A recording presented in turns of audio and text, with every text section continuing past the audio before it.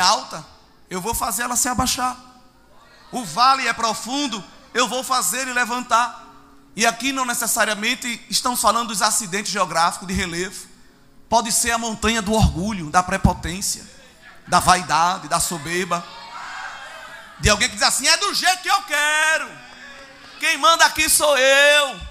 Você só faz se eu deixar. Aí está olhando para você assim, mas se esquece que acima dele tem outro olhando para ele dizendo: estás muito grande.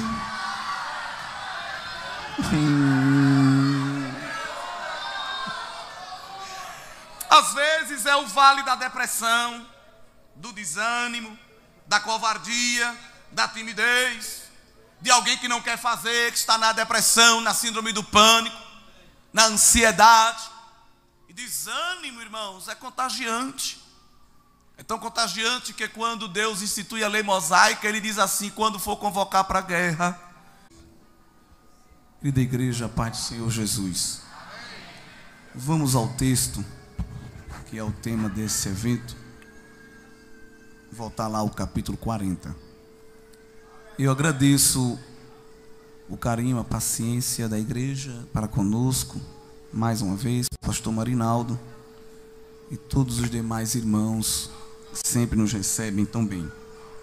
Meus irmãos, esse versículo é muito conhecido.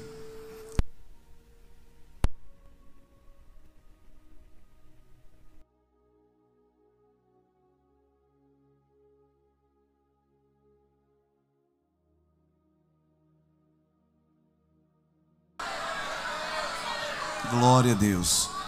E quando começamos a ler o capítulo, é tão rico esse capítulo que vale a pena a gente ir meditando versículo por versículo. Os irmãos aguentam, diga amém. Porque tem muita coisa boa aqui, irmão. Vamos tentar, na dispensação do Espírito, entender. Aqui há uma promessa de Deus dada a Isaías, para relembrar que o povo que estava no exílio, no cativeiro babilônico, o tempo da prova estava chegando ao fim e era tempo deles retornarem para casa. Porque quando Deus usou Jeremias para dizer que o povo ia ser julgado, castigado pelo pecado de idolatria, indo ao exílio, Deus já deu o prazo de validade daquela provação, daquele castigo, que iria durar aproximadamente aí 70 anos. Isso mostra que Ele estaria no controle de todas as coisas. Era Ele quem ia permitir o povo ir, não era Nabucodonosor que ia levar. Porque o texto sagrado diz que Deus entregou o povo na mão de Nabucodonosor. E era Deus quem ia trazer de volta. Não era Ciro que era bonzinho. Era Deus no coração de Ciro para ele liberar o povo para retornar. E essa profecia aqui é em torno de 150 anos antes de Ciro nascer. Então, Ciro ainda não era nem um embrião, os pais dele ainda nem pensavam em fazê-lo, e Deus já estava revelando o projeto que Ele tinha na vida do seu povo. E o primeiro verso, o Senhor dá uma ordem para que o seu povo seja consolado. Quando o povo irritava Deus, Deus usava um pronome de distanciamento: este povo. Lembra-se de Êxodo 33, quando Deus se ira com a rebeldia, a obstinação, chama o povo de contumaz, de rebelde, e diz assim para Moisés: Moisés, eu não vou mais, porque este povo aí é um povo desobediente. Aliás, o teu povo, Moisés, é um povo contumaz e rebelde, e eu não vou com o teu povo. Olha como Deus está falando, porque se eu for, eu vou destruí-los, eles não vão suportar. E Moisés, muito ousado, tinha intimidade com Deus para isso, corrigiu o pronome que Deus usou. Disse: não, Deus, não é meu povo, é teu povo. Se o Senhor que é o dono não está aguentando, imagine eu. É teu, resolve aí. E isso mostra que quando Deus estava rejeitando, Ele falava com distanciamento. Mas quando Ele estava aprovando, Ele usava o pronome possessivo meu, mostrando que o povo era propriedade dele. Ele começou a falar assim lá em Êxodo 19, dizendo: eu escolhi Israel para ser o meu povo dentre os povos. Então sempre houve um relacionamento. Enquanto o povo estava no exílio, Deus falava com distância. Mas aqui ele já começa a falar, mostrando uma intimidade, que ele ia restaurar a intimidade e o relacionamento que ele tem com o povo. Inclusive, Deus continua fazendo isso, porque se ele dependesse de mim e de você, para que a gente mantivesse a intimidade e o relacionamento com ele, eu nunca ia ter sucesso, porque a gente sempre está quebrando esse relacionamento. A gente sempre está se distanciando. Deus pede para a gente orar, a gente vai assistir um filme. Deus pede para a gente ler a Bíblia, a gente vai ler a conversa no Zap. Deus manda a gente jejuar, a gente vai tomar aquele café da manhã bem saboroso, né? Outro dia, outra hora, estou cansado, estou daquele jeito. Então, se Deus dependesse de nós, da nossa iniciativa, quase nunca haveria esse relacionamento. Mas sempre Ele está tomando a iniciativa. E quando é quebrado, Ele também toma a iniciativa de ir ao encontro, de chamar. Vem para perto, fica aqui comigo. Eu tenho um mistério contigo, eu tenho um propósito, tenho um projeto. Quero trabalhar no teu viver. E Deus aqui manda o profeta convidar o povo à consolação, porque o tempo do castigo e da servidão ia acabar. Porque toda prova tem data de validade. A gente passa na provação, a gente não fica nela, irmão. Por isso que a provação, o tratamento de Deus não mata, não destrói, pelo contrário, fortalece, faz crescer, amadurece. Crente que tem alergia à prova, que não suporta tratamento de Deus, este sim está fraco. Mas o crente que passa na fornalha, no funil embocado, no rolo compressor, na noite escura, na cama curta, não é? Glória a Deus. Cálice amargo, entra na fornalha, entra em cova, passa no vale da sombra da morte. Era para ele ser um zumbi. Você olhar para ele e dizer assim: misericórdia, irmão, que é isso? Ele dizia: é muita prova. Mas não, é o crente mais forte, embelezado, fervoroso, animado. Até porque, se a gente fizesse aqui um teste simples, empírico, disse assim: quem está passando uma prova grande mesmo, irmão, grande daquela, quase todo mundo ia levantar a mão. Eu vou levantar logo as duas. Mas olha, você vê como está a gente aqui hoje, tudo animado, né? O povo se arruma para ir para uma boate e sai tudo acabado, 1h30, 2 horas. A gente vem, dá glória, marcha, pula, canta, profetiza, passando numa luta, bebendo um cálice amargo, mas não tem ninguém fazendo careta, porque tem uma anestesia do Espírito Santo. Aleluia! Crente nenhum tem direito de ficar com cara feia, dizendo que é porque está na prova. Porque se está fazendo careta é porque está sem anestesia, está sem o consolo, está sem a presença de Jeová. Por isso que a gente está só rindo, só dando glória, falando em língua, levantando a mão. E Satanás diz: o que é que eu faço para irritar esse povo? Nada. Tu não vai conseguir fazer nada, porque em nós há o fruto do Espírito, a alegria do Senhor e a nossa força. As nações se embravecem, as montanhas se abalam, as águas se perturbam, os montes se jogam no meio dos mares, mas há um rio cujas correntes alegram a cidade de Deus. Há um rio passando aí na tua vida. E o Senhor está no meio desta cidade, ela não será abalada. As nações se embravecem, os reis se irritam, ele levanta a sua voz e a terra se derrete. Ei, que é isso? Que é isso? Pare! Aquiete-se. A gente às vezes lê Salmo 46 e diz aquele texto para outro irmão, mas aquilo não é Deus falando para o crente, é Deus falando para as nações ferozes. Ei, se aquiete! Me permita usar uma expressão assim: baixe a bola. Está gritando por quê? Aquiete aí, espere aí, você vai saber que eu sou Deus. Eu serei exaltado entre as nações. Assim diz o Senhor, é o significado daquele texto. E Deus está dizendo ao povo: se anime, console e trabalhe para que viva o retorno do cativeiro. No verso 3: voz do que clama no deserto, preparai o caminho do Senhor, endireitai no ermo vereda a nosso Deus. Isso aqui era uma prática comum, um cargo que era chamado de arauto. Os arautos eram aquelas pessoas que iam andando na estrada avisando que um rei vinha visitar um povoado. O rei está vindo aí. Organiza, bota a melhor roupa, te arruma, que o nosso monarca vem visitar a nossa cidade e nós queremos recebê-lo, recepcioná-lo. A igreja é o arauto de Deus.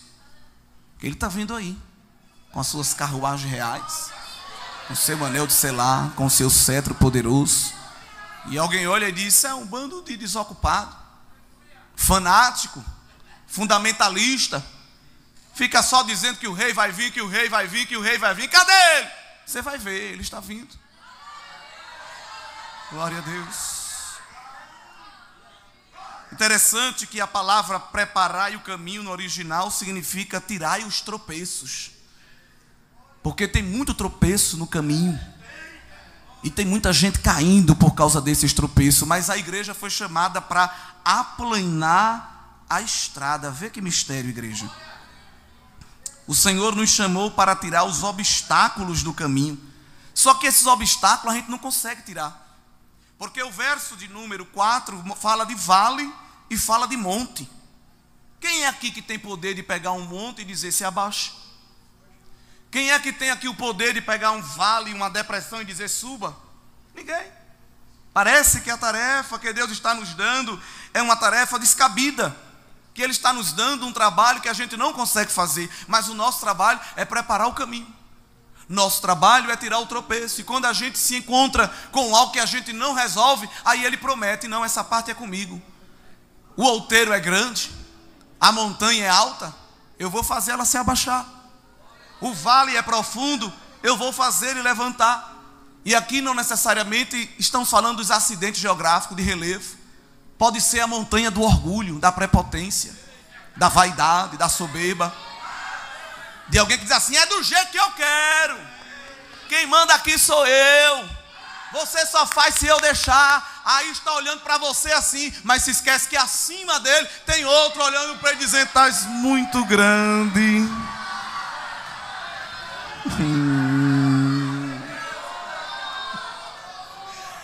Às vezes é o vale da depressão, do desânimo, da covardia, da timidez, de alguém que não quer fazer, que está na depressão, na síndrome do pânico, na ansiedade. E desânimo, irmãos, é contagiante. É tão contagiante que quando Deus institui a lei mosaica, Ele diz assim: quando for convocar para a guerra, antes de sair para a guerra, diga logo aos covardes que fiquem em casa, para não acontecer de o desânimo deles vir a contagiar o povo. Por isso que quando Gideão deu aquele grito: os covardes e medrosos volte, ele estava cumprindo a lei. Porque o desanimado, ele infecciona o coração de outra pessoa. Você está até querendo ir. Vai para onde? Não, tem que ir para o congresso. Mas hoje não já vai amanhã? Tu já vai domingo? 3 dias? Aí o outro estava animado e disse: mas não é mesmo? Eu não vou não então, né? Eu vou só um dia. Aí Jeová diz: eu vou pegar esse desânimo, vou arrancar, vou tirar essa falta de fé, essa incredulidade. Deus está agindo, Deus está operando, e eu não estou vendo nada. Sei para que tanta glória? Para que tanta aleluia? É um vale da sombra da morte, mas Jesus chega lá, espanta o espantalho do medo, e quem está trancado sem querer sair, agora é que vai lá para frente e diz: vem comigo que eu estou animado para fazer a obra. O Senhor é especialista em ir aonde ninguém vai. A nossa tarefa, igreja, é somente trabalhar. A nossa tarefa é fazer. A nossa tarefa é marchar. O que for maior do que a gente, o Senhor vai tratar. O que está torcido, Ele endireita, porque Ele tem retroescavadeira, Ele tem trator espiritual. Ai Deus, eu não vou não, que o caminho é esburacado. Vá marchando, porque diante de você eu estou indo com a minha pá. Estou tirando tudo, porque a igreja tem que marchar. E alguém está rindo, dizendo: ah, eu quero ver eles passar aqui. Tu vai Satanás, é explodir quando tu vê a igreja marchando, e não é andando como quem está andando esburacado não, é marchando aqui, olha, sem tropeçar com o pé em pedra, porque Jeová está dando visão e mostrando, aqui tem tropeço, tira, aqui tem embaraço, tira, aqui tem uma arapuca, colocaram para te derrubar, tira, porque eu quero tu marchando, e não fica preocupado com nada não, porque eu estou na tua dianteira, mas também estou na retaguarda, porque o inimigo é covarde, quer te atacar por trás, mas na tua retaguarda eu também estou marchando e te blindando e te visibilizando. Vem seta, vem feitiço, vem palavra de maldição, mas não toca, porque há muro de fogo ao teu redor. Tem o leão da tribo de Judá marchando ao teu lado, e tem o sangue do cordeiro no umbral da porta.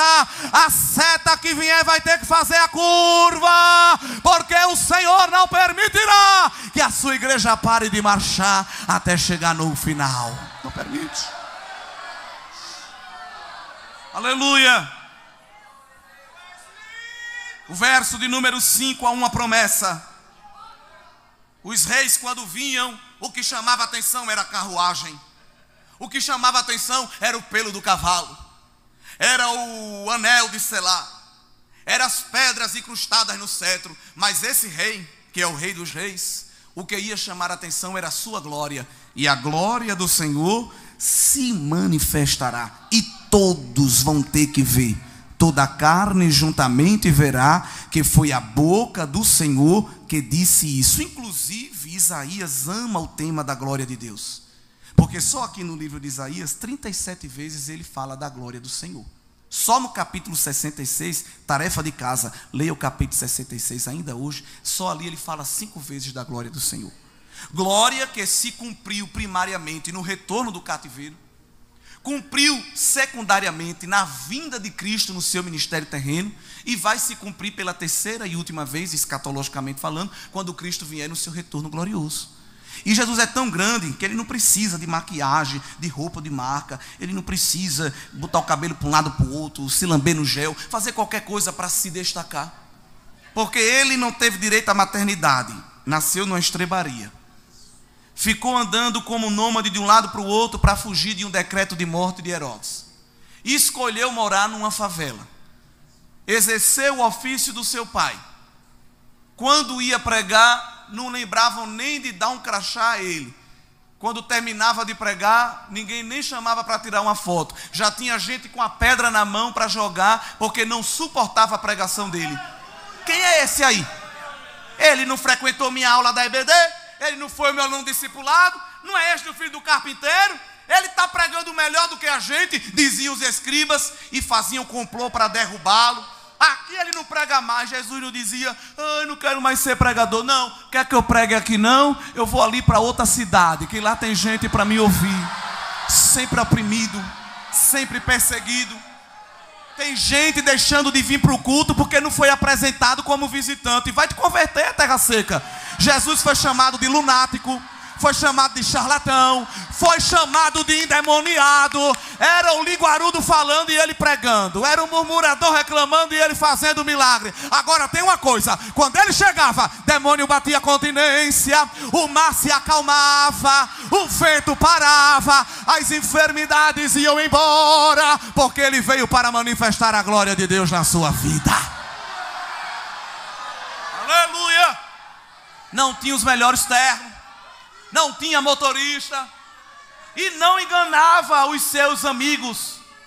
Quando um disse assim: Jesus, eu quero carregar sua mala, eu quero ser seu assessor, eu quero ser o empresário das suas agendas. Eu disse: meu filho, eu não aconselho você me acompanhar, porque a raposa, irmão, raposa é um animal vil para o judeu.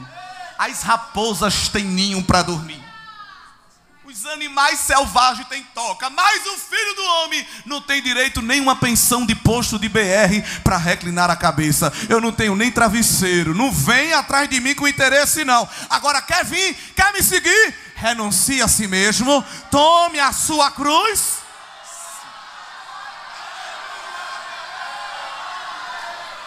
Aleluia! Glória a Deus. Foi convidado para um almoço, um jantar, foi pessimamente recebido pelo anfitrião. não lavou o seu rosto, não lhe beijou com ósculo santo, não lhe passou um hidratante por causa da caminhada no deserto. Se Jesus fosse essa geração de isopor de hoje em dia, ia se levantar e dizer: quero ficar aqui não, que eu não sou honrado. Mas ficou lá sentado. Porque Jesus não fica catando adoração, mendigando adoração não. Se você não adorar, tem outro. Aí lá vem uma mulher com um vaso de azeite.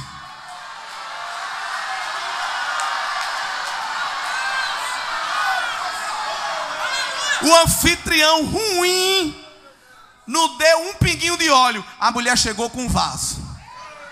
Aleluia.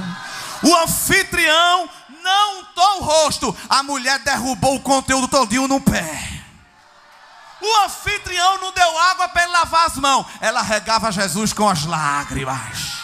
O anfitrião não deu ósculo santo. Ela beijava o pé e com o cabelo ia enxugando. Era chorando e dando glória. Chorando e dando glória. E adorando, e adorando. Porque sempre tem alguém para adorar. Sempre tem alguém para adorar. Alguém murmura, alguém ridiculariza. Mas tem alguém quebrando o cântaro. Tem alguém quebrando o cântaro. Tem alguém derramando óleo. Tem alguém beijando os pés do mestre. Tem alguém derramando lágrima de adoração. Ele está presente e é digno da nossa adoração. Porque aonde ele chega, ele é o principal. Ele é o centro. E ainda que alguém não queira que ele seja o centro, ele se torna o centro, porque ele não depende da afirmação de ninguém para ser. Dele é a primazia, dele é a prioridade. E a glória do Senhor se manifestará. Quando Jesus chega, tem glória de Deus revelada. Um culto onde o cantor, o pregador, o obreiro, a liderança, a mocidade, a banda ou qualquer outra pessoa tem a primazia, Jesus já foi embora dali. Eu glorifico a Deus porque aqui não é este caso. Fica aquele culto pesado, aquela coisa trancada, não sobe nem desce. Não sobe oração, não desce resposta. Não sobe adoração, não desce fogo. Você fica pensando: meu Deus, o que é isso? Que lugar é esse? O Senhor está aqui? E ele brada: não, não estou, porque não me querem. Mas uma igreja que sabe colocar Jesus no centro, como esta daqui, essa igreja é bom que o pregador não precisa mandar ninguém da glória. É uma igreja que gosta de glorificar.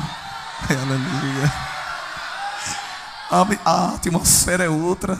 O ambiente é gostoso. Não dá vontade de ir embora. Aleluia. Mas de vez em quando ele gosta de se revelar. E no monte da transfiguração ele se revelou. Elias e Moisés apareceu diante dele. Deus, irmão, não dá a glória dele a ninguém. A gente tem um costume bonito, isso não é errado, de apresentar os visitantes. Eu fui apresentado, isso é honra. Mas ali no culto do mundo da transfiguração, quem fez as apresentações do visitante? E quando ele pegou o caderno, nem tchuiu para apresentar Elias e Moisés. Olha, está aqui conosco Elias, foi profeta, né? Passou ali por Sarepta, passou por Queridos, tem um vasto trabalho. Está aqui Moisés, liderou o povo, 40 anos de pastorado. Nem tchuiu. Não falou nem de um nem de outro. O céu se abriu e Deus bradou: está presente hoje o meu filho amado, em quem a minha alma tem prazer. Glorifica Jesus nesta noite. Ele é digno da tua adoração. Ele está presente na tua vida. Ele está presente no teu altar. E quando a gente adora, a glória dele se manifesta. Ambiente tão agradável que Pedro disse: Senhor, deixa eu montar uma tenda. Monta 3. Uma para tu, uma para Moisés, uma para Elias. Ele nem se botou na conta. Porque tem gente que se você bota ele nesse banco, não bota naquele, ele não adora. Se ele sentar aqui, eu não sentar ali, eu não gosto. Irmão, quem adora, adora em qualquer lugar. Pedro não pediu tenda nem para ele. Eu fico até em pé, Jesus, mas só ficar aqui nesse ambiente de glória. Esse ambiente está bom, esse ambiente está gostoso. A glória do Senhor se manifestará. Diga para seu irmão: quem tira o teu preço, vê a glória de Deus. Se a glória de Deus, irmão, não está aparecendo, é porque tem tropeço no caminho. Mas Jeová está te dando uma enxada e uma pá. Receba. Nessa noite não tem chave, mas tem pá e tem enxada e força no músculo. E Ele está dizendo: eu vou mostrar a você onde está o tropeço. Arranque, viu? Arranque. Não tire um pedacinho não, arranque tudo. Mas é você andando e a minha glória se manifestando na sua vida. Assim diz o Senhor. Aleluia. Vós, verso 6, que diz, clama. E alguém disse, que hei de clamar? O Senhor está dizendo assim, pregue. E alguém pergunta, qual é o sermão? E o Senhor não dá teologia coach? Mensagem de autoajuda? Porque a igreja não precisa de mensagem de autoajuda, a igreja precisa de ajuda do alto. É diferente. Tem mensagem motivacional. Olha o sermão da pregação que Jeová quer que a gente pregue ainda hoje. Verso 6. Toda carne é erva, e toda a sua beleza como as flores do campo. Seca-se a erva, caem as flores, soprando nelas o hálito do Senhor. Quem é esta erva? Na verdade, o povo é erva. Sabe quem é essa erva? Você, eu. Um pedacinho de mato que não suporta nada. Deus, irmão, para tratar, não precisa nem dar um peteleco ou um empurrão. Ele só sopra. O hálito de Deus. O vento é o hálito de Deus, diz a Bíblia. O trovão é a voz de Deus. E os raios é a sua língua. Vê que mistério. Aliás, quando Jesus voltar com a igreja no seu retorno glorioso, ele não vai cortar laço, tirar a espada, soltar uma granada no anticristo. Ele vai vencer o anticristo somente com o seu hálito. Porque ele é tão poderoso que não queima cartucho com qualquer coisa não. Pode ser bonito, pode ser rico, pode ser poderoso, influente, mas se o hálito de Deus soprar, murcha. Deus aqui é comparado a um vento oriental, que quando soprava num campo verde, em menos de 48 horas, ficava marrom, seco, e tão seco que era o vento. Deus, para destruir os seus inimigos, não precisa de exércitos, embora Ele seja o Senhor dos exércitos. Ele só precisa soprar o seu vento. A erva seca, as flores são bonitas, mas caem. Mas a palavra do nosso Deus subsiste eternamente. Jesus disse, passará o céu e a terra, mas a minha palavra não há de passar. Jesus disse, ninguém vai tirar um jota, nem um tio, ninguém vai fazer remendo, ninguém vai botar emenda, porque a minha palavra é completa. Na verdade, a palavra do Senhor está nos céus, no trono de glória. A palavra de Deus não precisa estar no Louvre, no Museu Britânico, no Museu de História Natural, protegido por alarme, segurança. Quem guarda a própria palavra do Senhor é o próprio Senhor. Palavra que não murcha, palavra que não envelhece, não perde a validade. Por isso que a igreja se reúne para ouvir palavra, porque ela é imutável, ela é eficaz, é inerrante, é infalível, é poderosa.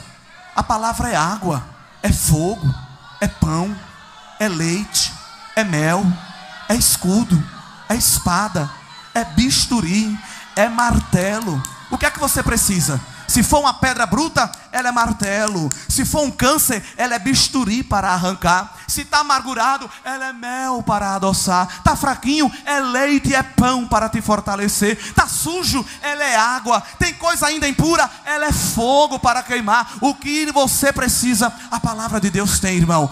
Deus tem para nós a sua palavra. Isso é suficiente. Não precisa de caixinha de promessa, de corinho de fogo, toque de pandeiro, voo de anjo, arrepio, arregalado de olho. Não, porque o anjo passou, eu senti a asa dele, a confirmação. Não precisa, está aqui a confirmação.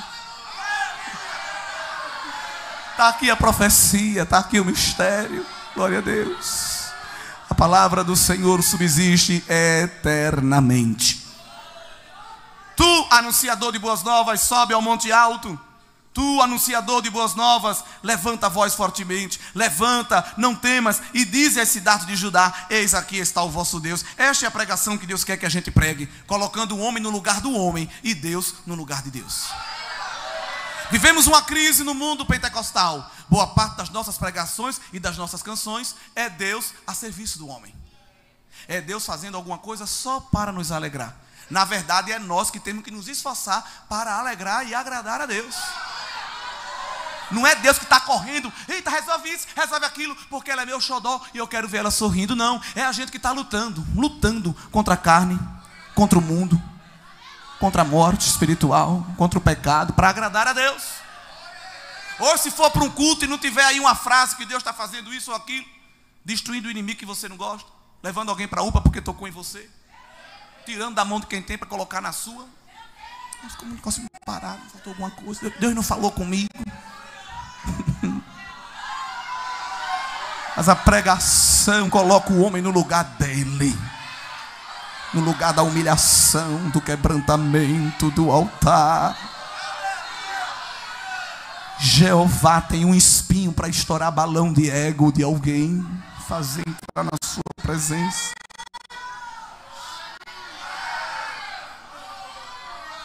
Pregue que o Senhor está vindo aí com forte,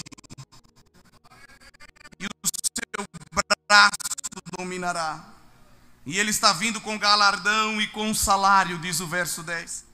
Esse galardão e esse salário aqui é o espólio da guerra, porque ele apresenta Jesus como um guerreiro.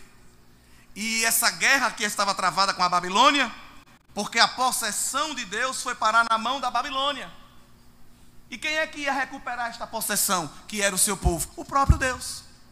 Então Jesus ia vir marchando com o espólio da guerra, que não era ouro, nem era prata e nem era bronze, era o próprio povo liberto. Aliás, ele não fez isso só uma vez. Quando ele dá o brado da cruz do Calvário, que vai tirar a chave da morte, do inferno, da mão de Satanás, Efésios 4 diz que ele levou o cativo do cativeiro. Ele propôs uma mudança, porque os justos, quando morriam, ficavam ali na sepultura, o seio de Abraão. Mas na nova aliança, Jesus muda o endereço. Agora vai para a morada intermediária dos justos, lá no terceiro céu, aguardando o dia da ressurreição. Então quando Jesus morre e ressuscita, ele permite essa mudança. Ele leva um grupo de gente justa com ele, e não chega de mão vazia no céu. Isso é mistério, entre linhas da palavra, mostrando que ele é guerreiro. E qual foi a guerra que ele venceu ali? Contra Satanás, o inferno e contra a morte, que agora também não tem poder sobre a igreja, porque Satanás está salivando, pensando que vai nos engolir vivo. Mas Jesus sempre chega primeiro e vem marchando como aquele pai que alguém ameaçou o filho, e ele pega o filho aqui e fica aqui, que quem vai resolver isso sou eu. Você tem pai. Calma, você tem pai. Eu estou aqui com você. E Satanás fica querendo nos tragar, mas ele se esquece que Jeová pega na nossa mão e vem marchando. O que foi, cão? O que foi, inferno? Propriedade minha, comprei com meu sangue, tem um nome gravado na palma da minha mão. Não mexe não, não toca não. Ah, se não fosse o Senhor, o inimigo nem nos mastigava, ele nos engolia vivo. Mas Jeová todo dia vai lá no laço e quebra o laço. Ele não só é guerreiro, o verso 11 também apresenta ele como pastor que apacenta o rebanho, que recolhe os cordeirinhos no braço e os leva no regaço. Olha que pastor amoroso. E aqueles que amamentam, ele guia com mansidão. Essa é uma profecia que Ezequiel repete no capítulo 34, mostrando que o tempo dos mercenários se acabará. E nós já temos vivido esta bênção, porque Jesus é o bom pastor que dá a vida pelas suas ovelhas. Se nós dependêssemos talvez de alguém, diria assim: você que se esforce, que lute. O mundo é do mais forte, é a luta pela sobrevivência. Jesus não diz isso. Ele se coloca na porta do redil e diz à ovelha: fique tranquila aí, pastando, pasto verde, bebendo água tranquila, porque quando o predador vier, eu lhe protejo. Você é tão simples e ingênua que não vê o perigo se aproximando, mas eu estou aqui, ó, com olhos como chama de fogo ao teu redor, só observando o que está acontecendo. E quando o chacal, a hiena, a raposa que é querer te predar, eu, Senhor, vou lutar pela tua vida. E o mercenário, ele não está preocupado com a tua vida, mas o bom pastor está preocupado com a minha e com a tua vida. Tem pasto, tem água e tem livramento e proteção na sua presença. O povo estava desgarrado, o povo estava desterrado, o povo estava disperso, mas ele ia chegar com a sua voz para juntar um grande rebanho. Olha aqui, olha, quem atrai este grande rebanho é o pasto verde e as águas tranquilas do bom pastor. pastor, eu vou hoje ali no culto, porque a minha alma vai ser dessedentada. O deserto é grande, a luta é tremenda. Dentro de casa é guerra travada, mas você corre para o rebanho de Jeová. E quando chega, ele está na porta. Vem, ovelha, vem comer do pasto verde, vem beber das águas tranquilas. Eu vou refrigerar a tua alma. A cabeça estava quente, querendo tomar decisões precipitadas, fazer o que não agrada ao Senhor. Mas ele chega para tratar o nosso coração, para tratar a nossa alma. E aqui a gente pode ficar tranquilo, porque nós vemos só em poucos versículos que na nossa vida ele é rei, na nossa vida ele é guerreiro, na nossa vida ele é pastor. Se ele é rei, é ele quem domina. Se ele é guerreiro, é ele quem livra. E se ele é pastor, é ele quem cuida. Não precisa de mais nada. Nós temos o domínio, o controle, nós temos o alimento, o cuidado, e nós temos o livramento deste Deus. Alguém pensa que pode fazer o que quer com a igreja, mas não pode, porque quem protege a igreja não são as supremas cortes, quem protege a igreja não é os conselheiros tutelares, com todo respeito, não é força armada, com todo respeito a essas instituições. Quem protege a igreja não é no ministério ambiental, não é nenhuma organização de direitos humanos, não é nenhum escritório de advocacia. Quem protege a igreja é este rei, é este pastor, é este guerreiro que vem saltando sobre os montes, com cabelo branco como a lã, com pé como latão reluzente, olhos como chama de fogo, veste de linho fino, cinto de ouro, voz como o som de muitas águas, boca aberta com espada afiada. Ele tem as estrelas na palma da mão, ele passeia no meio dos castiçais, ele fala e o cedro se quebra, as penhas se abalam, ele marcha na terra e as montanhas se tremem, porque não suporta a apoteose da sua glória. Ele não precisa de trio elétrico, porque a voz dele é ouvida até sobre o som das muitas águas, como diz o salmista. Os dilúvios, as cachoeiras, você não consegue falar e ser ouvido, mas quando El Shaddai brada, a voz dele é ouvida até no meio das águas revoltosas. Aleluia. Esse capítulo é forte, mas há aqui 5 perguntas que Deus faz. E quando Deus faz pergunta, irmão, pode sentar para ouvir, que vem coisa boa. A primeira pergunta é: quem é o Criador? E ela é respondida dos versos 12 ao 17. A segunda é: a quem ele pode ser comparado? Versos 18 ao 20. Quem é que coordena, rege, domina os reinos poderosos deste mundo? Versos 21 ao 24. A quem novamente podemos comparar a este Deus? Versos 25 e 26. E depois que Deus se apresenta com todas essas qualidades, ele pergunta então por que Jacó está tão desanimado. Porque Deus primeiro dá uma injeção de ânimo para poder perguntar porque o homem está desanimado. E ele encerra fazendo uma promessa tremenda no versículo 31. Mas vamos continuar ainda, temos um tempo. O verso de número 12, Deus começa a se apresentar como Criador e diz assim: quem foi que pegou a mão com o palmo aberto e conseguiu medir as águas?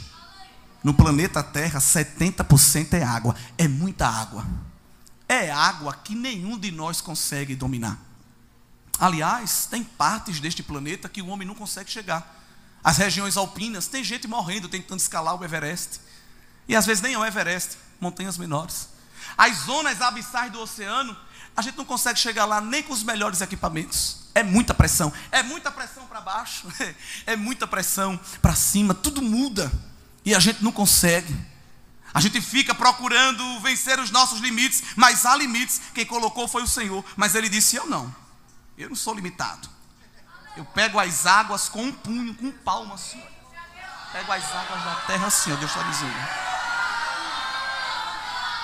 Eu meço o céu assim, olha, com a mão. Eu não preciso de compasso, de régua, de cálculo diferencial integral, fazer alinhamento das estrelas. Eu abro a mão assim, vejo a medida dos céus.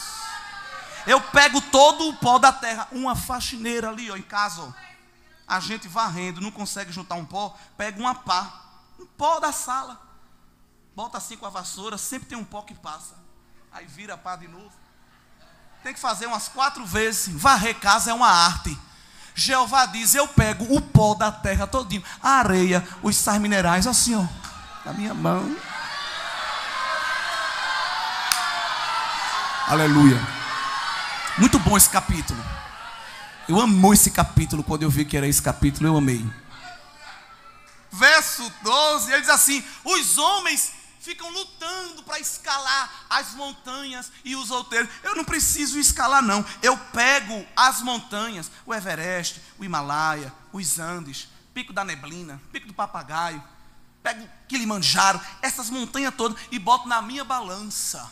E ela não quebra, não, porque eu tenho um contrapeso. Quem é que me deu ordens de opinião? Quem me ensinou? Quem me aconselhou? Qual foi a reunião que eu participei? Qual foi a bancada de ministério que eu tive que sentar para perguntar: olha, onde é que eu boto a água? Aonde é que eu boto a terra? Aonde é que eu boto os animais? Nunca precisei me reunir. Eu abria a boca e falava: haja e havia, haja e havia, do nada. Aleluia. Interessante que ainda hoje tem alguém que quer ser conselheiro de Deus. Deus às vezes quer fazer algo na tua vida e alguém diz: olha, Deus, se eu fosse eu não fazia, não. O senhor sabe quem é ele? O senhor sabe quem é ela? Ainda tem gente querendo orientar o trabalhar de Deus. Quando Deus marcou encontro com Saulo no caminho de Damasco, que disse: fique orando, viu? Fique comportado aí orando, que eu vou mandar um profeta lhe visitar. Você vai ficar cego até lá. E quando Deus falou aqui com Saulo, falou com o profeta do outro lado: profeta Anania, está aí a localização. Vá visitar Saulo de Tarso, que está orando. Quem? Não, Deus. Isso é uma emboscada. Isso é uma armadilha. Olha a pergunta do profeta para o Criador: o senhor sabe quem é Saulo? Ai, se Deus dependesse dos relatórios que alguém tem para falar de mim e de ti. Quem vai pregar é ele, o senhor sabe. Quem vai cantar é ela, o senhor, olha, é ele que vai ser o líder, o senhor conhece. Jeová não para dar resposta a quem está perguntando muito. Ele repete a ordem: vá, porque para mim ele é um vaso escolhido. Vá. É alguém perguntando e Jeová ordenando. É alguém perguntando e Jeová ordenando. É alguém perguntando e Jeová ordenando. Vá, porque ele para mim é um vaso escolhido. E vai pregar aos gentios, aos judeus e aos reis. Deus não precisa pedir permissão, conselho, opinião. Deus não faz questionário de satisfação com o cliente. Você, se gostou, deu like. Se você não gostou do que eu fiz, deu dislike. Não, ele vai trabalhando, ele vai fazendo. Quem gostar, gostou. Quem não gostar, não gostou. Porque não tem serviço de atendimento ao cliente no céu, não. Ele é soberano. Aliás, o céu não é democracia, o céu é monarquia. E ele é o soberano que está sentado no trono e faz tudo como lhe apraz, diz o Salmo 115. Irmão, quando Deus quer humilhar alguém grande, ele humilha. Tem nações aí nesse país achando que elas são a dona de tudo. Eu não preciso nem citar, porque se a gente está atento ao que acontece, a gente vê. Tem nações aí que acham que sempre foram e sempre serão, e ninguém pode desfazê-las. Aí olha o que Jeová diz dessas nações. Olhe, eu olho para as nações, verso 15, e vejo como uma gota no balde. Aquele balde que você encheu d'água para fazer alguma coisa, tirou a água todinha. Sempre fica uma gota ou outra, né? Pronto, para mim é aquela água que restou ali. Aí Deus ainda humilha mais. Aliás, as nações que se acham poderosas, para mim é como o pó que fica na balança. Aquela balança que a gente compra macaxeira, inhame, na feira mesmo, que sempre fica ali uma poeirinha. Aquela poeira é tão desprezível que não precisa nem limpar, porque ela não altera o peso. Sim ou não? Jeová está dizendo outra linguagem. Essas nações aí para mim é como nada. Ah, mas ela tem exército, ela tem ogiva nuclear, ela tem muito ouro. Para mim é como o pó que fica na balança. Não influi, nem contribui. Não fede nem cheira.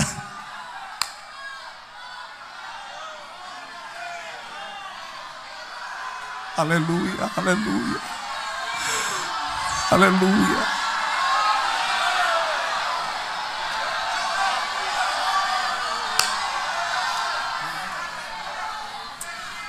16, Deus continua humilhando os soberbos.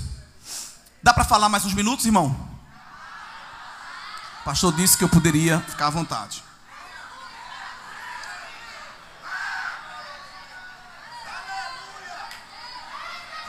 Cedro do Líbano, melhor madeira. Líbano tinha as melhores florestas. Muito animal e muita madeira.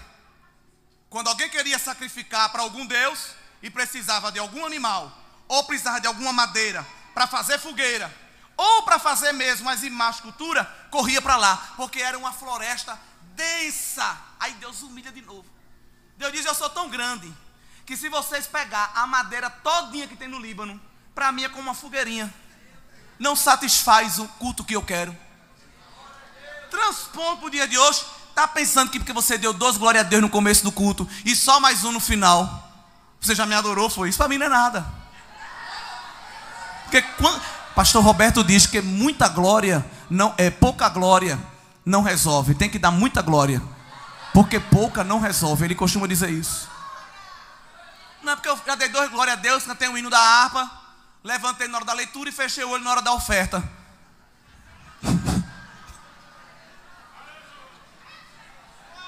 Ai, esse culto é um levanta e senta, é um levanta e senta. Se a gente ficasse o culto todinho aqui, olha, 2 horas, em atitude e adoração, ainda era pouco, porque a gente sempre está no débito. Oi, irmão, vou levantar a adoração, que eu já passei meia hora de joelho. Você pode passar 2 dias. Deus nunca vai olhar do céu e dizer: olha, ele orou 2 horas. Ei! Oh, aleluia! Eita! Ela cantou os 640 hinos da harpa. Deus nunca se impressiona com a nossa adoração. Agora nós nos impressionamos com a glória. A manifestação do poder dele é diferente. No verso 17 o Senhor diz: todas as nações são como nada. Ele considera menos do que nada. É muita humilhação. Deus está colocando os soberbos lá no lugar deles. Vocês não são nada, vocês são menos do que nada. Quanto é isso? Eu não sei, pronto, é o que vocês são. É algo sem medida. Deus não dá ibope, Deus não dá aparência, espaço a alguém que quer tomar o lugar dele. Nabucodonosor era tão grande, tão grande, tão grande aos seus olhos e ao do povo, que ele pensava que estava acima de qualquer Deus. E quando erigiu aquela coluna e disse para o povo: é para adorar, tinha no meio da multidão 3 jovens que ensinaram a eles que não se adora a ninguém, porque só há um Deus verdadeiro. Aí eles ficaram lá. Aí alguém disse: eu acho que tem algum problema aí de dialeto, que eles são hebreus, a gente está falando de caldeu, embora o menino fosse fluente. Nabucodonosor mandou chamar e disse: eu vou repetir, que eu acho que vocês não entenderam. Vou desenhar. Tocou o tambor, se curva. Só isso. O menino disse: mas esse é o problema, é que a gente não se curva. Olha, irmão, a adoração da igreja é uma coisa linda. Irou Nabucodonosor, disse: vocês vão se curvar. Vocês estão pensando que são o quê? Vocês têm que me adorar. O decreto é meu, eu que mando aqui. Até aí tudo bem, mas aí ele entrou num patamar que ele não podia. Disse: quem é? O Deus dos céus que pode vos livrar. Ele disse: sobre este negócio não necessitamos te responder, ó rei. Agora o Senhor mexeu numa casa de maribondo. Olha, enquanto o Senhor estava afrontando a gente, tá legal. Mas agora o Senhor falou, ele sabe se defender sozinho. Ele não precisa que a gente colhe assinatura digital para ele se defender, nem queimar pneu na BR não. Ele vem pessoalmente. E veio! Aleluia. Por isso que no verso 18 o Senhor pergunta: a quem, pois, fareis semelhante a Deus? Ou com quem o comparareis? Com imagem, com escultura? Com obras de ouro, de prata? A idolatria, irmãos, é algo que desagrada a Deus. Nós temos levantado os nossos ídolos. Os nossos não são de marfim, nem de prata, nem de madeira. Os nossos são de carne e osso. Às vezes é um filho. Às vezes é um cônjuge. um amigo. Tem pessoas que idolatram carne e osso. Às vezes é um cantor, às vezes é um pregador, é um profeta. Se fulano vier ao trabalho, hoje é bom. Pelo amor de Deus. Ah, fulano não veio. Ai, Deus, faça qualquer coisa, só não toque nele. Ele é tudo que eu tenho, minha razão de viver. Acabou de blasfemar. Deus não aceita que ninguém tome o lugar dele. Por isso que no verso 21 ele disse: não sabeis, não ouvis, ninguém vos deu ciência, não observaste os fundamentos da terra. Olha Deus convidando o homem a olhar para a natureza. Ele está sentado sobre o globo da terra. Ele vê os homens que estão aí, olha, dando suas canetadas, criando os seus decretos, dando as suas declarações. Ele vê todos como gafanhotos, como insetos. Ele estende o céu como quem abre uma cortina, uma persiana. Ele abre e fecha o céu. Ele muda o tempo e as estações. Ele faz rebuliço dentro de rebuliço. Ele pega quem está em cima, bota embaixo. Ele pega quem está embaixo, bota em cima. Ele tira da frente, ele bota atrás. Ele pega atrás, bota na frente. Ele pega do meio, bota no canto. Ele muda e não é mudado, porque ele é imutável. Aleluia. Verso 25, o Senhor pergunta: a quem, pois, me farei semelhante, para que eu seja semelhante? Diz o santo. Aí estamos chegando no fim. No verso 26, é um dos que eu mais gosto. O Senhor convida o povo para levantar ao alto os olhos e ver quem criou estas coisas. Quem produz por conta o seu exército. Sabe de quem Deus está falando aqui? Das estrelas. Quando a gente estuda as estrelas, a gente vê como Deus é grande, igreja. Deus está conversando, falando da terra, falando da terra, falando da terra. Agora diz assim, ó, olhe para cima. Olhe para cima e veja quem criou este exército, que são as estrelas. Só na nossa galáxia nós temos 100 bilhões de estrelas. Lembrando que no universo há inúmeras galáxias. Só na nossa tem 100 bilhões. A gente olha para o céu e vê as estrelas assim, é praticamente junto. Mas a distância entre uma estrela e outra, distância média, é de 50 trilhões de quilômetros. Trilhões de quilômetros. A gente vê tudo perto, né? Isso é mistério. Mas a distância, os astrônomos já mediram. Se a gente entrar num ônibus espacial da NASA, do melhor, viaja em torno de 27 mil quilômetros por hora, ou 8 quilômetros por segundo. É muito rápido, irmão. Se a gente entrar num bichinho daquele, para sair do Sol, que é a estrela mais conhecida, e ir para a estrela mais próxima, a gente leva 200 mil anos de viagem. Para percorrer, não é o universo todo não, é de uma estrela na outra. Uma estrela na outra. Aliás, a maioria das estrelas que a gente está vendo brilhando, elas nem existem mais. Que é isso? É, porque elas já se apagaram. Só que a distância que elas correm de lá até aqui, mesmo na velocidade da luz, quando a imagem chega, lá nem existe mais. Vê que coisa. É muito grande. Aliás, a distância entre as estrelas também é mistério. Porque se elas ficassem muito juntas, ela ia atrapalhar a órbita dos planetas. Porque tem estrela que é muito grande. Então Jeová, que não faz nada por acaso, embaralhou direitinho, colocou tudo bem distanciado, para que os planetas possam...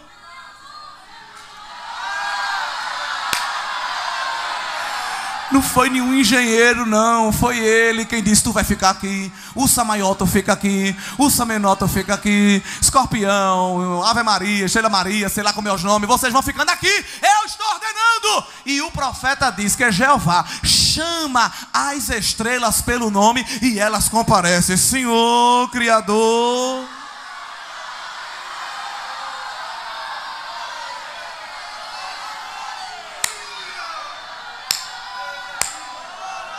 Se vocês fossem fazer uma viagem no universo,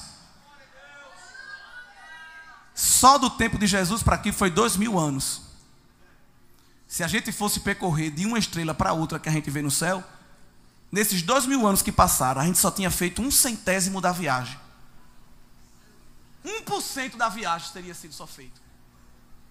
Mas ele está sentado sobre o seu trono e chama para elas se apresentarem.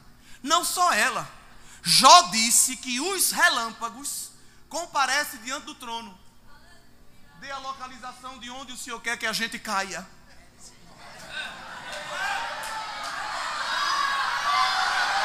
Aleluia. Ô pastor, obrigado pela sua paciência. Às vezes um pastor chega e diz: meu irmão, estou precisando de você naquele trabalho. Ah, Deus tem que falar comigo. Confirmar com 3 profetas. Mandar um anjo ou arcanjo pessoalmente para eu poder aceitar o convite.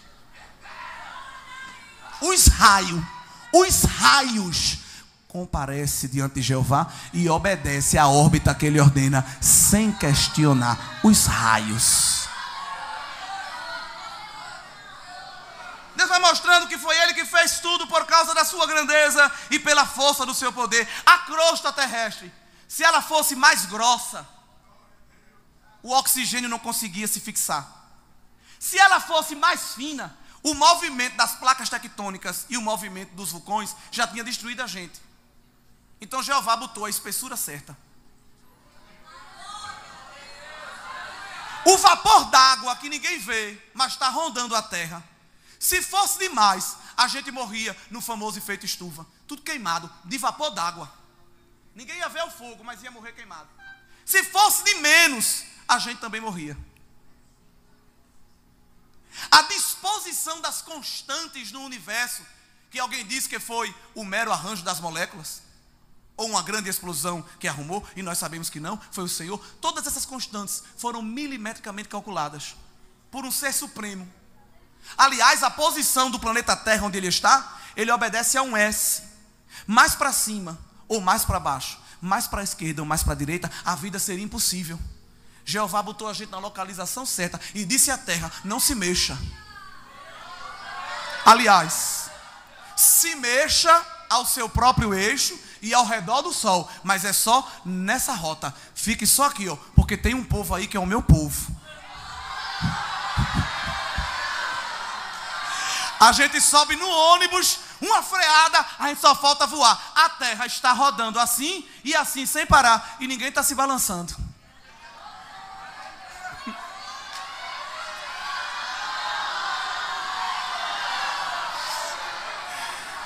Ele botou uma força chamada gravidade. Se essa força fosse maior do que ela é, a gente não ia conseguir levantar um pé. Levantar a mão para dar glória ia ser impossível. Ele botou uma gravidade que dá para a gente levantar com facilidade. Tem uns que não levantam, imagina se fosse maior.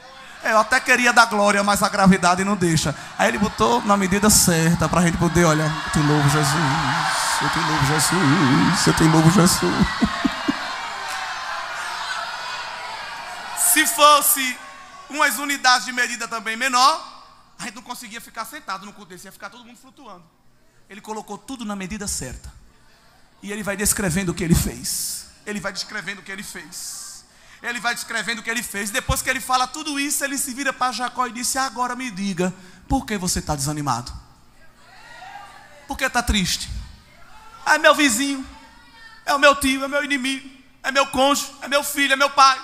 É o irmão está do meu lado, fez uma careta, disse que eu não presto, disse que não gosta de mim. O Criador fez tudo isso. O resto é fichinha. Ele resolve no sopro, num toque, numa palavra. Depois que ele fala tudo isso, ele se vira para Jacó e diz: está triste por quê? Está preocupado com o quê? Eu sou o El Shaddai, o Todo-Poderoso, e eu vou lhe dar força. Porque alguém está querendo que você pare, mas eu estou renovando a sua força, porque você vai caminhar. Eu tenho todas as coisas no controle da minha mão, e eu conto com você. Você conta comigo, eu vou lhe usar, eu vou lhe tomar no meu mistério, eu vou lhe envolver na minha glória. E não se preocupe não, porque a vida ela cansa. A gente se preocupa e quer parar, mas eu sou aquele que dou vigor a quem está cansado. E eu não dou força não, eu multiplico. Se você tem, eu aumento ainda mais. E alguém diz: é agora que vai parar. Mas vem para um culto como esse, Jeová diz: recebe 3 vezes, 4 vezes, 5 vezes, não sei. Se tu subir uma montanha, agora vai subir colina também. Se tu cantava o hino, vai cantar 3. Se tu pregava 1 hora, vai pregar 2. Se tu orava meia hora, vai orar 4. Se tu jejuava de manhã, vai jejuar o dia todo. Se expulsava um demônio, vai expulsar a legião. Porque a tua força, ó, Jeová está multiplicando, multiplicando. Recebe força na goela para gritar bem muito alto que o meu nome é grande, que eu sou digno de glória. Recebe visão, recebe autoridade, recebe força na perna para tu marchar, subir a montanha, descer o vale, entrar no hospital, no presídio. É gente com medo de tanta coisa, mas Jeová dizendo à igreja: eu sou força, eu sou vigor, eu sou renovo, eu aumento a tua estrutura, a tua capacidade, eu te dou habilidade, porque há uma obra grande para ser feita pela tua mão, e é você quem eu vou usar, assim diz o Senhor Jeová. Multiplico as forças. E essa força que ele fala é uma força espiritual, porque Deus não depende de creatina, de batata doce com peito de frango, de guaraná do Amazonas, de gema de ovo para dar força a ninguém. Você pode ter o bíceps, o quadríceps, sei lá o que for, mas bem definido. Jeová não está nem aí para isso, porque ele não depende de músculo.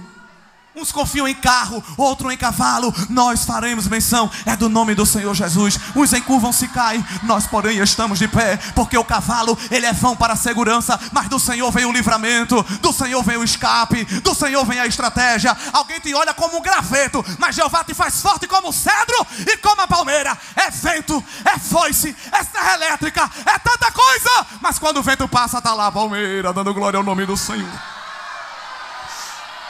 Até os jovens se cansam e se fatigam, até os jovens caem. O profeta está dizendo: alguém que é símbolo de força pode ser esgotado, pode desanimar, pode querer abaixar as armas e desistir da caminhada, mas o que espera em mim, eu renovo a força, porque eu sou a fonte de força. E o inimigo das nossas almas fica ali, olha, pelejando, dizendo: eu quero ver até onde ela aguenta.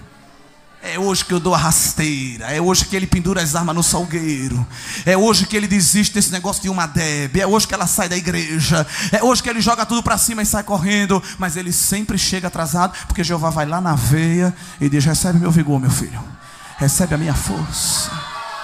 Eu estou pegando na tua mão direita e estou te levando para marchar comigo na terra.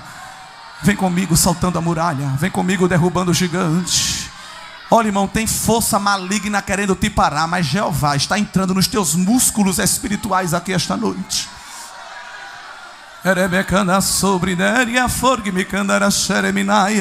Há uma fúria contra esse jovem, contra essa menina, contra esse menino. Para o mundo você é só mais um, mas para Jeová você é um instrumento, você é uma bomba para explodir o inferno. E Satanás fica querendo te agarrar, te destruir, te dar rasteira, mas Jeová chega primeiro e diz: não, ele é meu, eu dei força. Força. Recebe ânimo, recebe vigor, recebe alegria, porque tu não vai só andar não, tu vai correr e vai voar, como diz o texto bíblico. Quando aqui as coisas estiver difícil, Jeová diz para as águias espirituais: receba força. Aí ela plana e dá um voo, e os predadores ficam lá embaixo querendo buscar, mas o crente já está nas alturas, cantando e contando o livramento que Jeová tem para dar à minha vida e a tua vida. Esse congresso vai ser um congresso de renovação espiritual. Gente que deixou de orar vai passar a orar mais. Gente que deixou de evangelizar vai passar a evangelizar mais.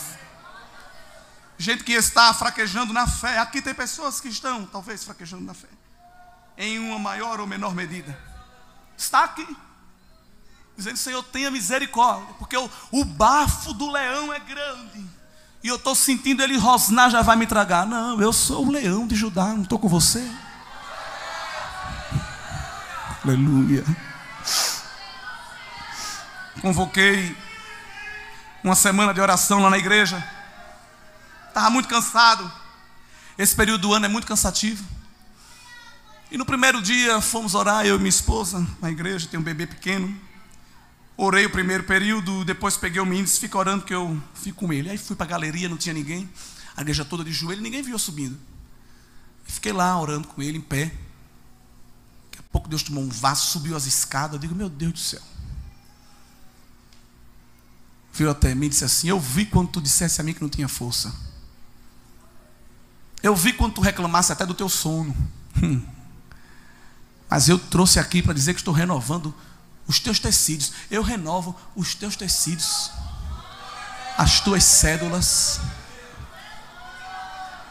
e multiplico os teus minutos de sono. Eu estava dormindo e me acordando assim de instante a instante. A gente já dormia cansado, acordava mais cansado ainda. E o Senhor falou na boca daquele vaso, disse: para tu saber que sou eu, ainda essa semana tu vai ter um sono muito bom. Até com o sono do crente Jeová se importa. Naquela mesma noite eu dormi igual uma pedra.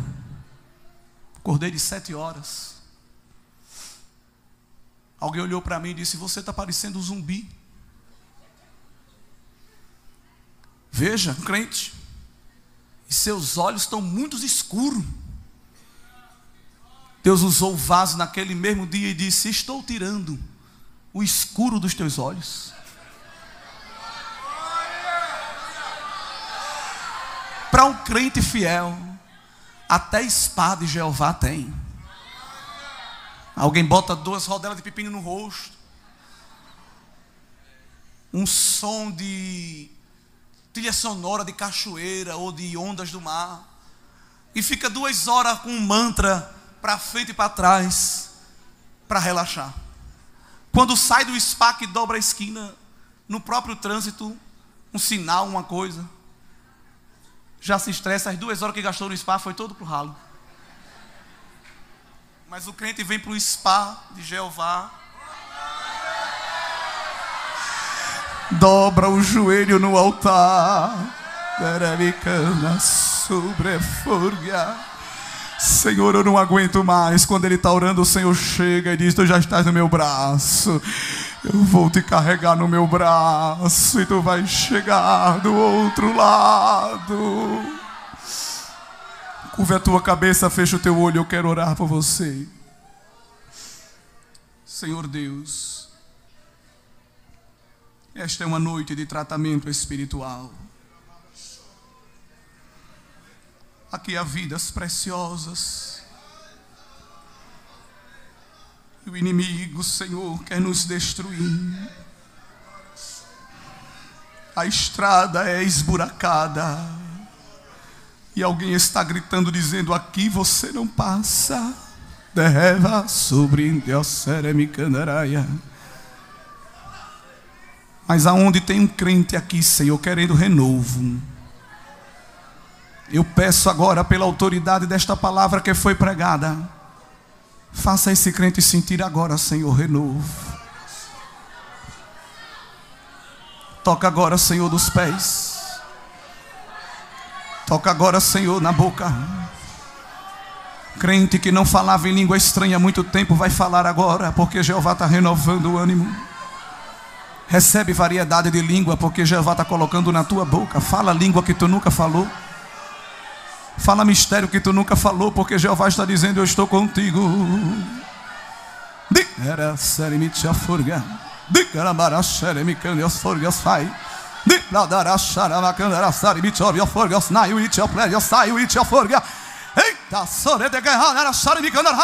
Alguém quer travar, alguém quer parar, alguém quer deter, mas Jeová está tirando a tranca, está quebrando o ferrolho, está tirando os grilhões e dizendo a você: marche, marche, caminhe, cante, profetize, evangelize, entre no meu mistério, se envolva na minha glória.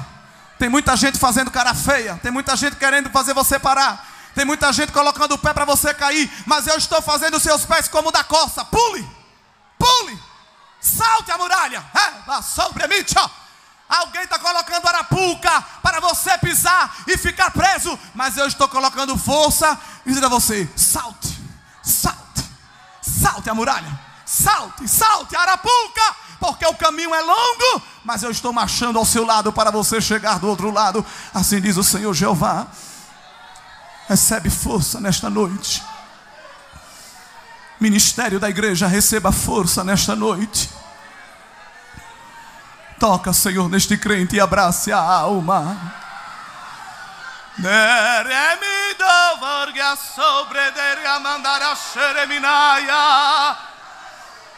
Este moço que está lutando contra a carne, esta moça que está lutando contra a carne e dizendo: Senhor, eu não aguento mais. É agora que Jeová está entrando em cena. Ele está afugentando. Eita, da suprime.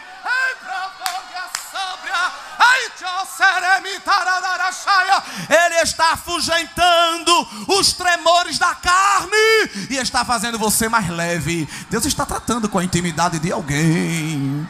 Você está sentindo o pecado lhe sufocando, mas Jeová está chegando aqui dizendo: saia mais leve, saia com a alma tranquila, saia com o espírito regozijado, porque eu estou tomando você no meu braço. Sinta o meu braço lhe segurando. Há um cuidado de Deus conosco esta noite.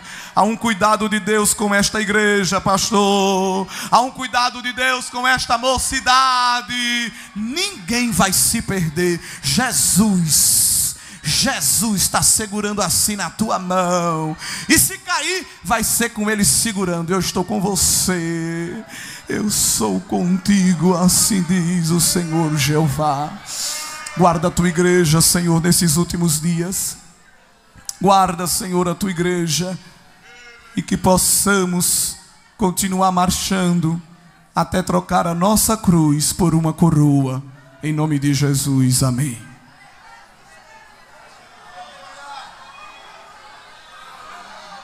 Será que tem alguém aqui que chegou sem força e quer entregar sua vida ao Senhor Jesus?